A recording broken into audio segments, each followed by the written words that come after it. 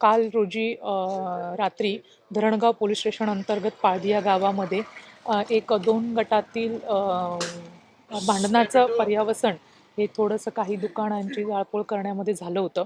त्या संदर्भाने Paldhi police station OP अंतर्गत गुन्हा दाखल झालेला आहे आता आणि काही लोकांना आम्ही ताब्यात घेतलेला आहे. सध्या इथे मोठ्या प्रमाणात फौजपाठा उपलब्ध आहे आणि सध्या तरी इथे शांतता आहे. काही अंतर्गत वादामुळे सदरचा जो जी घटना आहे ती घडलेली आहे. सध्या तरी आम्ही ज्या अज्ञात आहेत अशा 20 ते 25 लोकांविरोधात सध्या गुन्हा दाखल केलेला आहे. गावात शांतता राहावी म्हणून सध्या उद्यापर्यंत उद्या 6 वाजेपर्यंत सकाळी 6 वाजेपर्यंत संचारबंदी लागू केलेली आहे. जर शांतता आढळली तर त्यानंतर संचारबंदीही उठवण्यात येईल.